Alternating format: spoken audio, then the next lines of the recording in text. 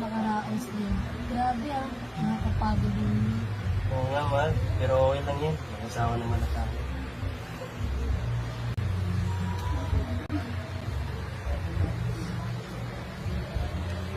Grabe, hindi talaga ako makapaniwala na mag-asawa na talaga tayong dalawa.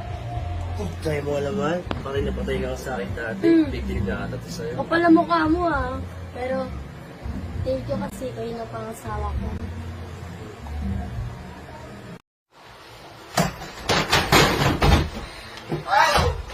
Hindi! Hindi! Hindi ako papayag na maging masaya silang dalawa. Akin lang siya. Akin na si Joseph.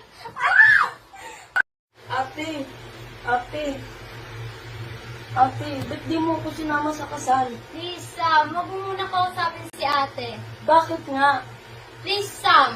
Lagi ka na lang ganyan, ate. Sabi ko kayo, skin!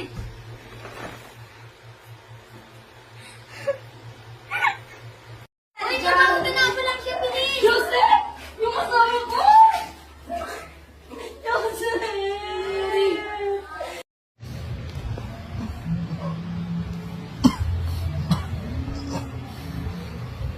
Mahal, kakain na!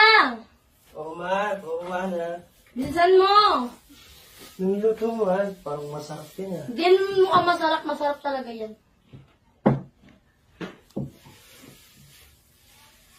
Bilisan mo na kumain. Malilate ka na sa... ano mo. Yes, master. Master ka dyan. Kain na nga pala, mahal. Nalaginip ako. Parang may gustong pumunay sa akin sa parang kakilala natin siya. Sus, panaginip mo lang yan. Lagi ka kasing puyat. Matulog ka ng maaga. Sige po. Ayos na ako, mahal. Mahal, mag-iinuman pala kayo mamaya. Sige. Ingat din maraming loko-loko dyan, Gusto, mahal. Bukas na. At saka nga pala, tatambay pala ako sa rooftop namin. Papangin ako lang. Sige, mahal. Bye-bye! Wala na, mahal.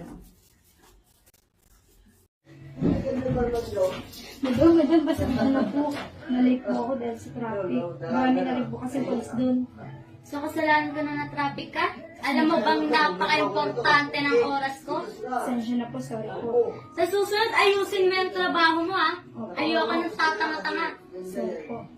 Pwede ka nang umalis. Pasensya na po, sorry po. Napakagwapo mo, Joseph. Pero kung di ka mapapasakin, mas gugustuhin kong mawala ka. Sarap ng hangin. Asa na kayo yung asawa ko? Ang tagal namang bumalik na.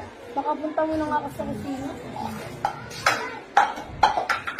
Nahihilip ko siya.